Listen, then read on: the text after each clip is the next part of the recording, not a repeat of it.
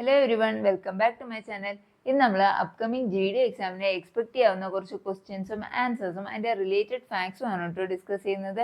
ഇത് part 4 of the video ആണ്. ബാക്കി 3 പാർട്ടും ഓൾറെഡി ഞാൻ ചാനലിൽ അപ്ലോഡ് ചെയ്തിട്ടുണ്ട്. അതുപോലെ തന്നെ ഈ കഴിഞ്ഞ MTS എക്സാമിന് ചോദിച്ച ക്വസ്റ്റ്യൻസും ഞാൻ ചാനലിൽ അപ്ലോഡ് ചെയ്തിട്ടുണ്ട്. സോ GD എക്സാമിന് പ്രിപ്പയർ ചെയ്യുന്നവർക്ക് ആ വീഡിയോസും ഡെഫിനറ്റ്ലി ഹെൽപ്ഫുൾ ആയിരിക്കും. സോ എനിവേസ് നമുക്ക് വീഡിയോയിലോട്ട് പോവാം. So the first question is, what percentage of population is engaged in the primary sector in India as per 2011 census? 2011 census പ്രകാരം primary sectorൽ എത്ര പെർസെൻറ്റേജ് ഓഫ് പോപ്പുലേഷൻ ആണ് പ്രൈമറി സെക്ടറിൽ വർക്ക് ചെയ്യുന്നത്? നമ്മൾ കഴിഞ്ഞ ക്ലാസ്സിൽ ഡിസ്കസ് ചെയ്തു. നമുക്ക് 3 സെക്ടേഴ്സ് ആണ്. ഏതൊക്കെ? Primary, secondary and tertiary sectors. അതിൽ നമുക്ക് പ്രൈമറി സെക്ടറിൽ വരുന്ന ആക്ടിവിറ്റീസ് ഏതൊക്കെയാണ്? അഗ്രികൾച്ചർ, ഫിഷിംഗ്, മൈനിങ്, ക്വാറിയിങ്, ഇതുപോലെയുള്ള ബേസിക് ആക്ടിവിറ്റീസ് ഒക്കെയാണ് ഏതിൽ വരുന്നത്? പ്രൈമറി സെക്ടറിൽ വരുന്നത്. അപ്പോൾ ആസ് പെർ 2011 സെൻസസ് എത്ര പെർസെൻറ്റേജ് ഓഫ് പോപ്പുലേഷൻ ആണ് പ്രൈമറി സെക്ടറിൽ എൻഗേജ്ഡ് ആയിട്ടുള്ളത്? ഇറ്റ്സ് 54.6%. എത്ര പെർസെൻറ്റേജ് ആണ്? 54.6% ഓഫ് പോപ്പുലേഷൻ ആണ് പ്രൈമറി സെക്ടറിൽ ഇൻക്ലൂഡ് ചെയ്തിട്ടുള്ളത്. നമുക്ക് ബാക്കി സെക്ടേഴ്സിൻ്റെ കൂടി വർക്കിംഗ് നോക്കാം. പ്രൈമറി സെക്ടറിൽ നമ്മൾ പറഞ്ഞു എത്രയാണ്? 54.6%. സെക്കൻഡറിയിൽ എത്രയാണ്? 24.3. എത്രയാണ്? 24.3. ആൻഡ് ടെർഷ്യറി സെക്ടറിൽ എത്രയാണ് വർക്ക് ചെയ്യുന്നത്? 21.1%. ഓക്കെ, അപ്പോൾ ഏറ്റവും കുറവ് വർക്ക് ചെയ്യുന്നത് ടെർഷ്യറി സെക്ടറിലാണ്. പക്ഷേ ജി ഡി പിയിൽ കോൺട്രിബ്യൂഷൻ വരുമ്പോൾ ഏറ്റവും ഹയസ്റ്റ് കോൺട്രിബ്യൂഷൻ കൊടുക്കുന്നത് ടെർഷ്യറി സെക്ടറാണ്. അതിൻ്റെ ഏറ്റവും ലോവസ്റ്റ് കോൺട്രിബ്യൂഷൻ കൊടുക്കുന്നത് പ്രൈമറി സെക്ടറാണ്. പക്ഷേ പോപ്പുലേഷൻ എത്ര പെർസെൻറ്റേജ് ഓഫ് ആൾക്കാരാണ് വർക്ക് ചെയ്യുന്നത്? അതിനാണ് ഏറ്റവും കൂടുതൽ ആൾക്കാർ വർക്ക് ചെയ്യുന്നത് ഏതിലാണ്? പ്രൈമറി സെക്ടറിലാണ്. ടെർഷ്യറി സെക്ടറിൽ ഏറ്റവും കുറവാണ്. പക്ഷെ അവരുടെ ജി ഡി പിയിലോട്ടുള്ള അവരുടെ കോൺട്രിബ്യൂഷൻ എന്ന് പറയുന്നത് ടെർഷ്യറി സെക്ടറിനാണ് ഏറ്റവും കൂടുതൽ വരുന്നത്. ഇത് നമ്മൾ പറഞ്ഞു പ്രൈമറി സെക്ടറിൽ വരുന്ന ഏതൊക്കെയാണ്? അഗ്രികൾച്ചർ, ഫോറസ്ട്രി, ഫിഷിംഗ്, മൈനിങ് ഒക്കെയാണ് പ്രൈമറി സെക്ടറിൽ വരുന്നത്. ഇന്ന് നോക്കിയേ, എന്താണ് ലേബർ ഫോഴ്സ് പാർട്ടിസിപ്പേഷൻ റേറ്റ് എന്ന് പറയുന്ന LFPR എന്ന് പറയുന്നത് എന്താണ്? It means the percentage of working age population that is either working or is actively seeking work. Okay, working age population ഏതാണ് നമ്മുടെ വർക്കിംഗ് ഏജ് പോപ്പുലേഷൻ എന്ന് പറയുന്നത്? It's 15 years to 59 years. Okay, working age population ഇന്ത്യയിൽ consider ചെയ്യുന്നത് 15 years to 59 years ആണ്. അപ്പോൾ ഈ working age പോപ്പുലേഷനിൽ ഉള്ളതിൽ എത്ര പെർസെൻറ്റേജ് ഓഫ് ആൾക്കാരാണ് എയ്തർ വർക്കിംഗ് ആണ്, അല്ലെങ്കിൽ അവർ actively seeking for work.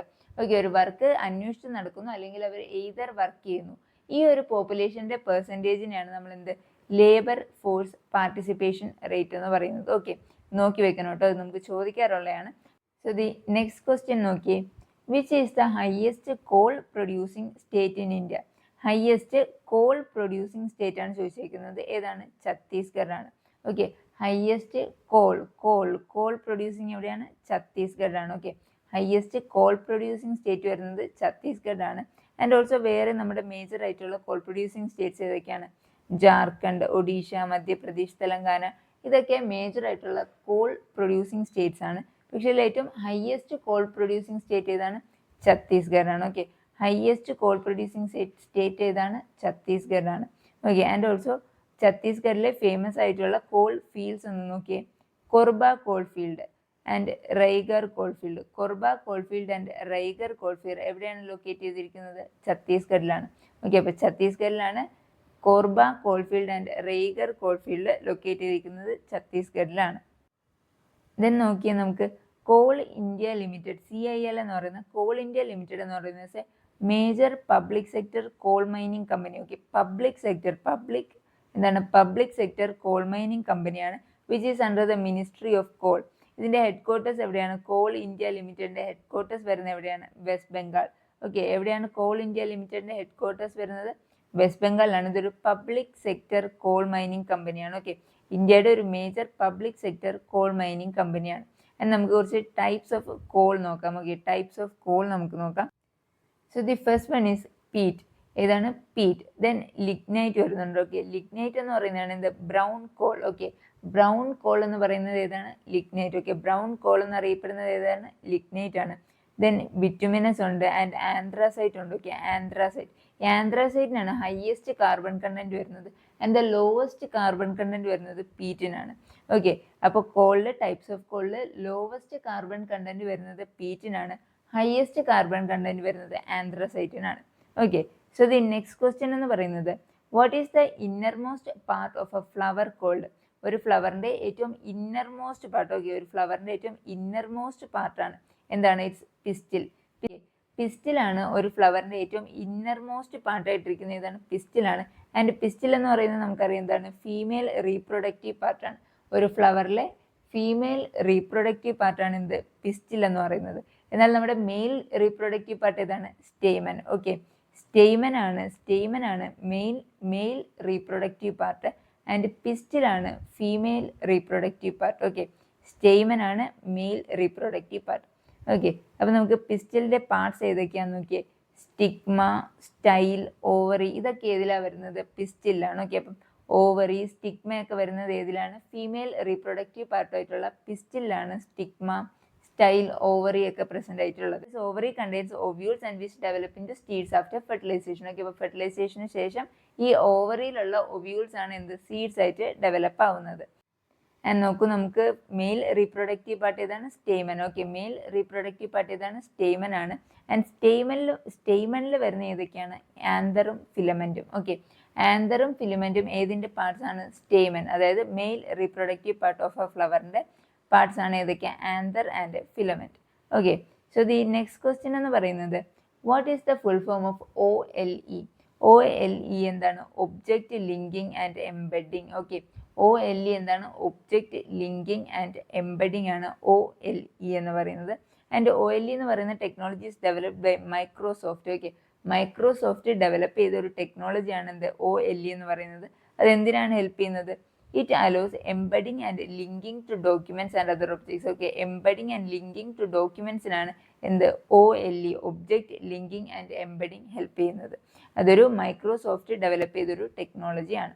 Okay, so the next എന്ന് പറയുന്നത് what is the full form of USB? നമുക്കറിയാം USB എന്താണ്? Universal serial bus. Okay, USB എന്താണ്? Universal serial bus. And USB നമുക്കറിയാം എന്താണ് യൂസ് ചെയ്യുന്നത്? USB is use to connect peripheral devices ആയിട്ടുള്ള ഇതാണ് കീബോർഡ്, മൗസ്, പെൻ ഡ്രൈവ്, ഇതൊക്കെ കണക്ട് ചെയ്യാനായിട്ടുള്ള ഔട്ടർ പാർട്ടിലുള്ള ഡിവൈസസിനെ കണക്ട് ചെയ്യാൻ യൂസ് ചെയ്യുന്നതാണ് എന്ത്? USB എന്ന് പറയുന്നത്. ഓക്കെ, സോ ദി നെക്സ്റ്റ് എന്ന് പറയുന്നത് what is the full form of CRT? CRT എന്താ? Cathode ray tube. CRT എന്താ? Cathode ray tube. Okay, cathode ray tube ആയിരുന്നു എന്ത്? പഴയ നമ്മുടെ ടെലിവിഷൻ സെറ്റിലും കമ്പ്യൂട്ടേഴ്സിലും ഒക്കെ നമുക്ക് യൂസ് ചെയ്തിരുന്ന കാത്തോഡ് റേ ട്യൂബ് ആയിരുന്നു. ആൻഡ് ഇപ്പോൾ അതെന്താണ്? LED, LCD ഡിസ്പ്ലേസ് ഒക്കെ ആയി അല്ലേ? നേരത്തെ നമുക്ക് LED, LCDക്ക് മുന്നേ നമുക്ക് ഉണ്ടായിരുന്ന ഏതാണ്? CRT, അതായത് കാത്തോഡ് റേ ട്യൂബ് ആയിരുന്നു. Okay, so then the next question എന്ന് പറയുന്നത് what was the doctrine of lapse? എന്താണ് doctrine of lapse? Of lapse policy introduce ചെയ്യുന്നത് ആരാണ്? ലോർഡ് ഡെൽഹൌസിയാണ്. ഓക്കെ, അത് നമുക്ക് ഓർക്കാമല്ലേ? Doctrine of lapse, lord Dalhousie. Okay, doctrine of lapse policy introduce ചെയ്യുന്നത് ലോർഡ് ഡെൽഹൌസിയാണ്. ഏത് ഇയറിലാണ്? 1848. ഏത് ഇയറിലാണ്? 1848ലാണ് doctrine of lapse lord Dalhousie introduce ചെയ്യുന്നത്. ഓക്കെ, അതിൻ്റെ എന്തായിരുന്നു ഡോക്ട്രിൻ ഓഫ് ലാബ്സ് എന്ന് പറയുന്നത്? അതായത് ഇന്ത്യൻ റൂളേഴ്സിന് who didn't have a biological main heir, അതായത് അവർക്ക് നാച്ചുറലായിട്ട് അവർക്ക് ബയോളജിക്കലി അവർക്കൊരു ആൺകുട്ടി ഇല്ല എന്നുണ്ടെങ്കിൽ ഈ മരണപ്പെടുന്ന ഇന്ത്യൻ റൂളേഴ്സിൻ്റെ കിങ്ഡം ആര് കൈക്കലാക്കും? ബ്രിട്ടീഷേഴ്സ് കൈക്കലാക്കും. ഇതായിരുന്നു ഏതിൽ വന്നത്? ഡോക്ട്രിൻ ഓഫ് ലാബ്സിൽ ഉണ്ടായിരുന്നത്. ആൻഡ് ഓൾസോ ഇതിൻ്റെ മെയിൻ ഇതെന്ന് വെച്ചാൽ adopted sons were not accepted as their legal heirs. Adopted sons പറ്റില്ല, അയാൾക്ക് സ്വന്തമായി ഒരു ആൺകുട്ടി ഉണ്ട് എന്നുണ്ടെങ്കിൽ മാത്രമേ ആ രാജ്യം അവരുടെ കയ്യിൽ നിൽക്കുകയുള്ളൂ. ഈ ഡോക്ട്രിൻ ഓഫ് ലാബ്സ് വഴി അനെക്സ്ഡ് ആയ കുറച്ച് സ്റ്റേറ്റ്സ് ഏതൊക്കെയാണെന്ന് നോക്കി, ഒരു 4 സ്റ്റേറ്റ്സ് ഉണ്ട്, നോക്കി വെച്ചേക്കുക. ഓക്കെ, ഏതൊക്കെയാണ്? First one is Satara, then Jhansi, Nagpur and Sambalpur. Okay, Sambalpur, Satara, Jhansi, Nagpur, ഈ 4 സ്റ്റേറ്റ്സും ഡോക്ട്രിൻ ഓഫ് ലാബ്സ് വഴി ബ്രിട്ടീഷ് കൈക്കലാക്കിയതാണ്. ഏതൊക്കെയാണ്? സത്താര, ഓരോന്നിനും ഇയേഴ്സും ഉണ്ട്. ഓക്കെ, 1848 തന്നെയാണ് സത്താര ഏത് ഈ ഡോക്ട്രിൻ ഓഫ് ലാബ്സ് ഇൻട്രൊഡ്യൂസ് ചെയ്ത ആ ഇയറിൽ തന്നെയാണ് സത്താര സ്റ്റേറ്റിനെ അനക്സ് ചെയ്യുന്നത്. Then Jhansi, Nagpur and Sambalpur. Okay, Jhansi, Nagpur and Sambalpur. Okay, so the next എന്ന് പറയുന്നത് ഈ പോളിസി ഒരു മേജർ കോസ് ആയിരുന്നു കേട്ടോ. എന്തിന്? 1857 ഒരു മേജർ കോസ് ആയിരുന്നു ഏത്? ഡോക്ട്രിൻ ഓഫ് ലാപ്സ് എന്ന് പറയുന്നത്. Okay, so the next question എന്ന് പറയുന്നത് when was the first railway line in India started? ഏത് ഇയറിലാണ് first railway line in India തുടങ്ങിയത്? 1853. എവിടെയായിരുന്നു? Bombay to Thane. Okay, first train എവിടെ തൊട്ട് എവിടെയായിരുന്നു? ബോംബെ ടു താനെ ആയിരുന്നു. ആൻഡ് അത് ഏത് ഇയറിലാണ് സ്റ്റാർട്ട് ചെയ്തത്? 1853ലാണ്. ഡേറ്റ് നോക്കിയാൽ 16 April of 1853. Okay, 16 April of 1853ലാണ് first railway line in India തുടങ്ങുന്നത്. ആൻഡ് അത് എവിടെ നിന്നാണ്? ബോംബെ ടു താനെയാണ് അത് ട്രാവൽ ചെയ്തിരുന്നത്. ആൻഡ് അതിൻ്റെ ഡിസ്റ്റൻസ് എന്ന് പറയുന്നത്, ട്രാവലിംഗ് ഡിസ്റ്റൻസ് എത്രയായിരുന്നു? 34 കിലോമീറ്റേഴ്സ്. ഓക്കെ, 34 കിലോമീറ്റേഴ്സ് ആയിരുന്നു ഫസ്റ്റ് റെയിൽവേ നമ്മുടെ ഇന്ത്യയിൽ ഓടുന്നത്. എത്രയാണ്? 34 kilometres. Okay, and also it was also introduce during the time of Lord Dalhousie. Lord ഡൽഹൌസിയുടെ ടൈമിൽ തന്നെയാണ് നമ്മുടെ ഫസ്റ്റ് ഇന്ത്യൻ റെയിൽവേയും സ്റ്റാർട്ട് ചെയ്യുന്നത്. Okay, so the next question എന്ന് പറയുന്നത് what is Wood's dispatch of 1854? 1854ലെ വുഡ്സ് ഡിസ്പാച്ച് എന്താണ്? 1854ലെ Wood's dispatch is also known as എന്താണ്? Magna Carta of English education in India. Okay, Magna Carta of English education in India എന്ന് പറയുന്നത് ഏതിനെയാണ്?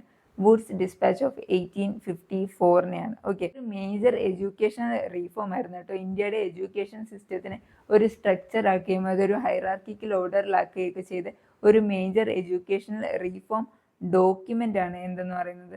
Wood's dispatch of 1854.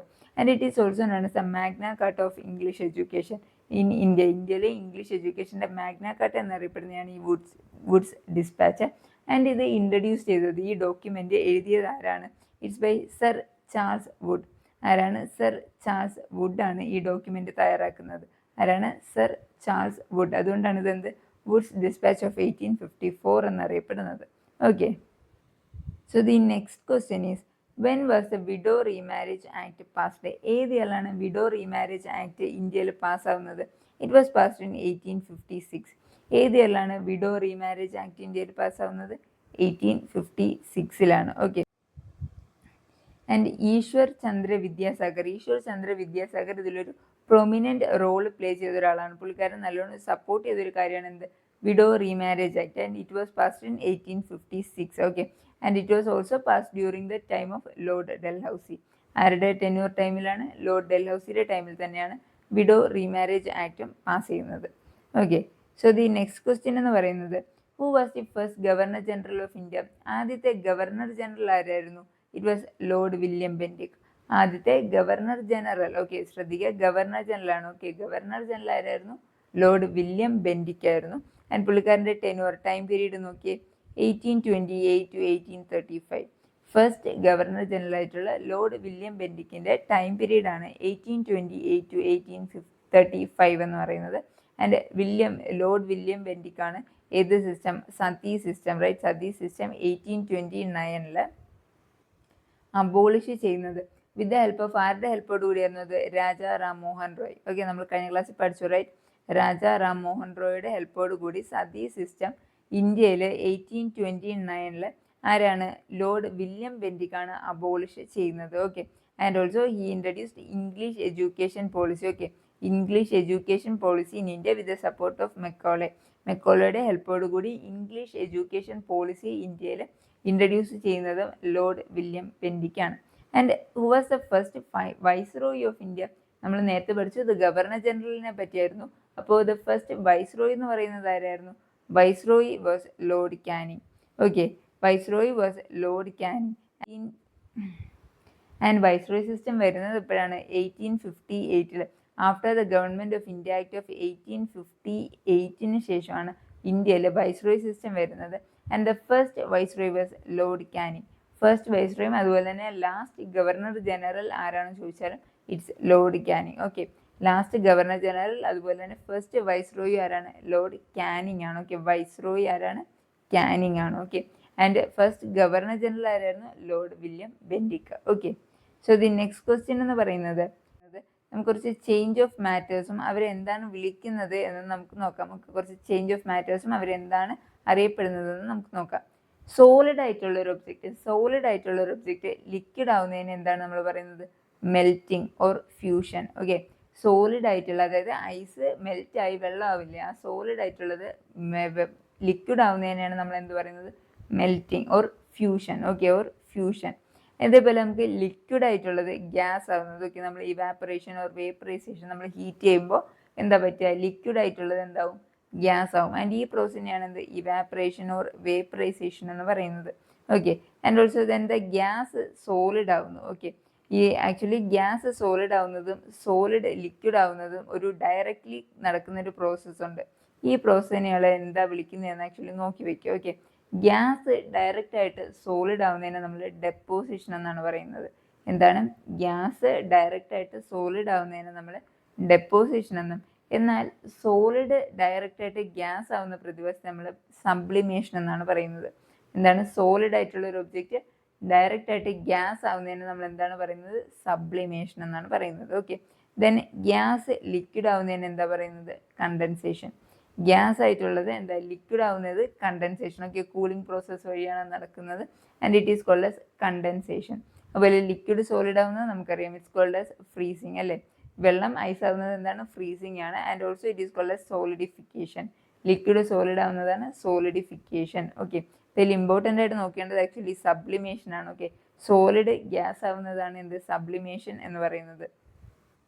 Then നോക്കിക്കേ, നമുക്ക് melting പോയിന്റും ബോയിലിംഗ് പോയിന്റ് ഒക്കെ നമുക്ക് എന്താണെന്ന് അറിയാമല്ലേ. മെൽറ്റിംഗ് പോയിന്റ് എന്ന് പറയുന്നത് the temperature at which solid changes in to liquid. Solid ആയിട്ടുള്ളത് ലിക്വിഡ് ആവുന്ന ടെമ്പറേച്ചറിനെയാണ് നമ്മൾ മെൽറ്റിംഗ് പോയിന്റ് എന്ന് പറയുന്നത്. ആൻഡ് ദ ബോയിലിംഗ് പോയിന്റ് എന്താണ്, ലിക്വിഡ് ആയിട്ടുള്ളത് ഗ്യാസ് ആവുന്ന ഒരു ടെമ്പറേച്ചർ. ദ ലിക്വിഡ് ആയിട്ടുള്ളത് എന്താണ്, ഗ്യാസ് ഫോമിലോട്ട് ആവുന്ന ഒരു ടെമ്പറേച്ചറാണ് നമ്മൾ എന്ത്, ബോയിലിംഗ് പോയിന്റ് എന്ന് പറയുന്നത്. ഇതൻ സബ്ലിമേഷനുള്ള എക്സാമ്പിൾസ് ഇത് നമ്മൾ നോക്കണോട്ടെ, ഇത് എക്സാംസിന് ചോദിക്കുന്നതാണ്. സബ്ലിമേഷൻ നമ്മൾ നേരത്തെ പഠിച്ചു, എന്താണ്, സോളിഡ് ആയിട്ടുള്ളത് എന്താ, ഡയറക്റ്റ് ആയിട്ട് ഗ്യാസ് ആവുന്നതാണ് സബ്ലിമേഷൻ. ആൻഡ് ഇതിൻ്റെ എക്സാമ്പിൾസ് ഏതൊക്കെയാണ്, ക്യാംഫർ, നമ്മുടെ എന്താ കർപ്പൂരം, റൈറ്റ്, ക്യാംഫർ ഇതിനൊരു എക്സാമ്പിളാണ്. Then naphthalene, ammonium chloride, dry ice. Okay, dry ice which is also known as solid CO2. Okay, dry ice which is also known as solid CO2. ഇതൊക്കെ എന്തിന് എക്സാമ്പിളാണ്, ഒരു സബ്ലിമേഷൻ പ്രോസസ്സിന്. ഓക്കെ, സബ്ലിമേഷൻ പ്രോസസ്സിൻ്റെ examples ആണ് camphor, naphthalene, ammonium chloride, dry ice ഒക്കെ എന്തിന് എക്സാമ്പിളാണ്, സബ്ലിമേഷൻ്റെ എക്സാമ്പിളാണ്. ഓക്കെ, ആൻഡ് നെക്സ്റ്റ് എന്ന് പറയുന്നത് ദി ഫോംസ് ഓഫ് കണ്ടൻസേഷൻ. നമ്മൾ നേരത്തെ പഠിച്ചു, കണ്ടൻസേഷൻ എന്താണ്, ഗ്യാസ് ആയിട്ടുള്ളത് ലിക്വിഡ് ആവുന്നു. കണ്ടൻസേഷൻ എന്താണ്, ഗ്യാസ് ആയിട്ടുള്ളത് ലിക്വിഡ് ആവുന്നത്, അതായത് കൂളിംഗ് പ്രോസസ് വഴി ഗ്യാസ് ആയിട്ടുള്ളത് ലിക്വിഡ് ആവുന്നതിനെയാണ് നമ്മൾ എന്ത് പറയുന്നത്, കണ്ടൻസേഷൻ എന്ന് പറയുന്നത്. അപ്പോൾ ഫോംസ് ഓഫ് കണ്ടൻസേഷൻ ഏതൊക്കെയാണെന്ന് നോക്കിയേ, dew, fog, mist, even clouds and frost. ഇതെല്ലാം എന്തിന് എക്സാമ്പിളാണ്, കണ്ടൻസേഷൻ. ഓക്കെ, കണ്ടൻസേഷൻ നടക്കുന്നതാണ് എന്തൊക്കെ, dew, fog, mist, clouds, frost ഒക്കെ ഉണ്ടാകുന്നത് എങ്ങനെയാണ്, ത്രൂ കണ്ടൻസേഷൻ പ്രോസസ്സാണ്. Okay, so the next question എന്ന് പറയുന്നത്, why are solids and liquids difficult to compress. Okay, difficult. Okay, നമുക്ക് ഗ്യാസിനെ പോലെ സോളിഡ്സിനെയും ലിക്വിഡ്സിനെയും നമുക്ക് കംപ്രസ് ചെയ്യാൻ പാടാണ്. അതെന്തുകൊണ്ടാണെന്ന് ചോദിച്ചാൽ, it is due to the strong intermolecular forces between their particles. ഒരു പാർട്ടിക്കിൾസ് എപ്പോഴും ക്ലോസ് ആയിട്ടല്ലേ ഇരിക്കുന്നത്, അതുകൊണ്ട് തന്നെ അവിടുത്തെ ഇൻ്റർമോളിക്കുലാർ ഫോഴ്സ് സ്ട്രോങ് ആയിരിക്കും, ഒരു ഹൈ ആയിരിക്കും. ആൻഡ് ഇതുകൊണ്ടാണ് നമുക്ക് എന്താ, സോളിഡ്സിനെയും ലിക്വിഡ്സിനെയും നമുക്ക് കംപ്രസ് ചെയ്യാനായിട്ട് പറ്റാത്തത്. ഓക്കെ, എന്താണ് ഇൻ്റർമോളിക്കുലാർ ഫോഴ്സ്, ഞാൻ പറഞ്ഞു എന്താണ്, the attractive force between molecules. Attractive force between മോളിക്യൂൾസിനെ എന്താണ് വിളിക്കുന്നത്, ഇൻ്റർമോളിക്കുലാർ ഫോഴ്സ്.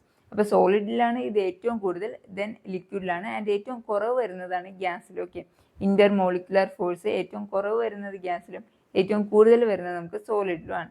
അപ്പോൾ സോളിഡും ലിക്വിഡും എന്തുകൊണ്ടാണ് കംപ്രസ് ചെയ്യാൻ പാട്, അതിന് സ്ട്രോങ് ആയിട്ടുള്ള ഇൻ്റർമോളിക്കുലാർ ഫോഴ്സസ് ഉണ്ട്. Okay, so and gases are easily compressible because of weak intermolecular force. Okay, ഈ ഗ്യാസസിൽ ഇൻ്റർമോളിക്കുലാർ ഫോഴ്സ് കുറവാണ്, അതുകൊണ്ട് തന്നെ അത് കംപ്രസ് ചെയ്യാനായിട്ട് ഈസിയാണ്. ആൻഡ് ഇതിനെ ഈ വീക്ക് ഇൻ്റർമോളിക്കുലാർ ഫോഴ്സിനെയാണ് നമ്മൾ എന്ത് വിളിക്കുന്നത്, van der Waals force. Van der Waals force എന്ന് വിളിക്കുന്നത് ഈ വീക്ക് ഇൻ്റർമോളിക്കുലാർ ഫോഴ്സിനെയാണ്. ഓക്കെ, വീക്ക് ഇൻ്റർമോളിക്കുലാർ ഫോഴ്സിനെയാണ് നമ്മൾ എന്ത്, വാൻ ഡെർ വാൾസ് ഫോഴ്സ് എന്ന് പറയുന്നത്. ഓക്കെ, അപ്പോൾ ഗ്യാസിലാണ് ഇത് വരുന്നത്, എന്താണ്, വീക്ക് ആയിട്ടുള്ള ഇൻ്റർമോളിക്കുലാർ ഫോഴ്സ് ഉള്ളത് ഏതിലാണ്, ഗ്യാസിനാണ്. Okay, so the next question എന്ന് പറയുന്നത്, which article deals with cultural and educational rights in Indian constitution. Indian കോൺസ്റ്റിറ്റ്യൂഷനിൽ കൾച്ചറൽ ആൻഡ് എഡ്യൂക്കേഷണൽ റൈറ്റുമായിട്ട് റിലേറ്റ് ചെയ്യുന്ന ആർട്ടിക്കിൾസ് ആണ് ആൻഡ് ഇത് രണ്ടും എന്താണ്? കൾച്ചറൽ ആൻഡ് എഡ്യൂക്കേഷണൽ റൈറ്റ് എന്താണ്? ഒരു ഫണ്ടമെന്റൽ റൈറ്റ് ആണ്. ഓക്കെ, ഒരു ഫണ്ടമെന്റൽ റൈറ്റ് ആണ് എന്തെന്ന് പറയുന്നത്? Cultural and educational rights. And ഇതുമായിട്ട് ഡീൽ ചെയ്യുന്ന ആർട്ടിക്കിൾസ് ഏതൊക്കെയാണ്? Article 29 and article 30. ഏതൊക്കെയാണ്? ആർട്ടിക്കിൾ 29ഉം അതുപോലെ തന്നെ ആർട്ടിക്കിൾ 30യിലുമാണ് കൾച്ചറൽ ആൻഡ് എഡ്യൂക്കേഷണൽ റൈറ്റ്സ് വരുന്നത്. നോക്കിയ ആർട്ടിക്കിൾ 28 എന്താണ്? ആർട്ടിക്കിൾ 28 എന്ന് പറയുന്നത് ആർട്ടിക്കിൾ 29 ആൻഡ് ആർട്ടിക്കിൾ 29 എന്താന്ന് നോക്കിയ ആർട്ടിക്കിൾ 29 എന്താണ്? പ്രൊട്ടക്ഷൻ ഓഫ് ഇൻട്രസ്റ്റ് ഓഫ് മൈനോറിറ്റീസിന്റെ എന്താണ്? ലാംഗ്വേജ്, സ്ക്രിപ്റ്റ്, കൾച്ചേഴ്സ്, മൈനോറിറ്റീസിന്റെ ലാംഗ്വേജ്, സ്ക്രിപ്റ്റ്, കൾച്ചേഴ്സ്, ഇതിന്റെയൊക്കെ പ്രൊട്ടക്ഷൻ ആണ് ഏതിൽ വരുന്നത്? ആർട്ടിക്കിൾ 29 വരുന്നത്. അതുപോലെ ആർട്ടിക്കിൾ 30 വരുന്നത് എന്താണ്? The right of minorities to establish and administer educational institutions. മൈനോറിറ്റീസിന് എഡ്യൂക്കേഷണൽ ഇൻസ്റ്റിറ്റ്യൂഷൻസ് ഒക്കെ എസ്റ്റാബ്ലിഷ് ചെയ്യാനും അത് അഡ്മിനിസ്റ്റർ ചെയ്യാനുള്ള റൈറ്റ് ഒക്കെ പ്രൊട്ടക്ട് ചെയ്യുന്നതാണ് ഇതിൽ വരുന്നത്? ആർട്ടിക്കിൾ 30 വരുന്നത്. ഓക്കെ, അപ്പോൾ ആർട്ടിക്കിൾ 30യും ആർട്ടിക്കിൾ 29ഉം ഇത് രണ്ടും എന്താണ്? ഫണ്ടമെന്റൽ റൈറ്റ്സ് ആണ്. And under which fundamental right ആണ് ഇത് വരുന്നത്? Cultural and educational rights. ഏതാണ്? കൾച്ചറൽ ആൻഡ് എഡ്യൂക്കേഷണൽ റൈറ്റ്സ് ആണ്. അതിൻ്റെ നമുക്ക് 2 ആർട്ടിക്കിൾസ് ആണ് വരുന്നത്, ആർട്ടിക്കിൾ 29 ആൻഡ് ആർട്ടിക്കിൾ 30. ഓക്കെ, രണ്ടിലും നമുക്ക് മൈനോറിറ്റീസിനെ പറ്റിയിട്ടാണ് വരുന്നത്. Okay, so the next question എന്ന് പറയുന്നത് which article deals with the right to constitutional remedies? Right to constitutional റെമഡീസുമായിട്ട് ഡീൽ ചെയ്യുന്നത് ഏത് ആർട്ടിക്കിളാണ്? നമ്മൾ കഴിഞ്ഞ ദിവസം പഠിച്ചു അല്ലേ? ഏത് ആർട്ടിക്കിളാണ് റൈറ്റ് ടു കോൺസ്റ്റിറ്റ്യൂഷണൽ റെമഡീസ് വരുന്നത്? ആർട്ടിക്കിൾ 32. ആർട്ടിക്കിൾ 32ലാണ് റൈറ്റ് ടു കോൺസ്റ്റിറ്റ്യൂഷണൽ റെമഡീസ് വരുന്നത്.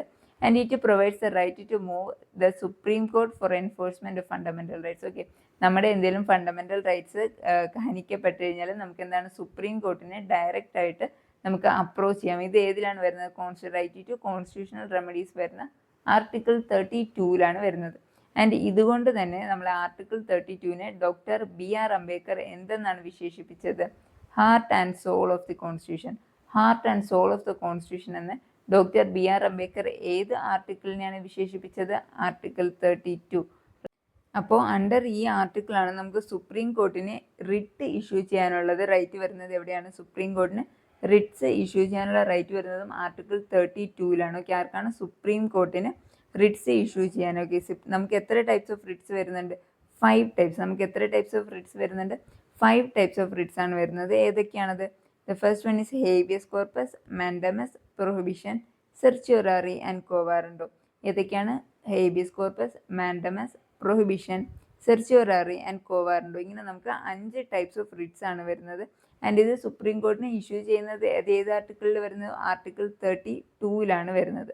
ആൻഡ് ഓൾസോ ഹൈക്കോർട്ടിനും ഇതുപോലെ തന്നെ റിട്ട് ഇഷ്യൂ ചെയ്യാനുള്ള റൈറ്റ് ഉണ്ട്. അത് ഏത് ആർട്ടിക്കിളിലാണ് വരുന്നത്? It comes under article 226. Okay, article 226ലാണ് ഹൈക്കോർട്സിന് റിട്ട് ഇഷ്യൂ ചെയ്യാനുള്ള റൈറ്റ് വരുന്നത്. ആർട്ടിക്കിൾ 226ലും സുപ്രീം കോർട്ടിനാണെങ്കിൽ ആർട്ടിക്കിൾ 32ലുമാണ്. Okay, so the next question എന്ന് പറയുന്നത് who call the preamble. Okay, ഇത് കൺഫ്യൂസിങ് ആവരുത്. പ്രിയാമ്പിളിനെ heart and soul of the constitution എന്ന് വിളിച്ചത്. നേരത്തെ ആർട്ടിക്കിൾ 32നെ heart and soul of the constitution എന്ന് വിളിച്ചത് ആരായിരുന്നു? Doctor BR Ambedkar. ഇവിടെ പ്രിയാമ്പിളിനെയാണ്. ഓക്കെ, പ്രിയാമ്പിളിനെ heart and soul of the constitution എന്ന് വിളിക്കുന്ന ആരാണ്? Sir Ernest Barker. ആരാണ്? സർ എർണസ്റ്റ് ബാർക്കർ ആണ് heart and soul of the constitution എന്ന് എന്തിനെ? പ്രിയാമ്പിളിനെ വിളിച്ചത്. Okay, heart and soul of the constitution എന്ന് പ്രിയാമ്പിളിനെ വിളിക്കുന്നത് സർ എർണസ്റ്റ് ബാർക്കർ ആണ്. Okay, and also Kesavananda Bharati case. നമുക്കറിയാം ഏറ്റവും ഫേമസ് ആയിട്ടുള്ള Kesavananda Bharati case of 1973. Year നോക്കി വെച്ചോളൂ. 1973ലെ കേശവാനന്ദ ഭാരതി കേസിനാണ് supreme court held that the preamble is a part of constitution. Supreme court എന്താണ്? പ്രിയാമ്പിൾ ഒരു കോൺസ്റ്റിറ്റ്യൂഷന്റെ പാർട്ടാണ് എന്ന് ഹെൽഡ് ചെയ്തത് ഏത് കേസിന്റെ ടൈമിലാണ്? കേശവാനന്ദ ഭാരതി കേസിന്റെ ടൈമിലാണ്.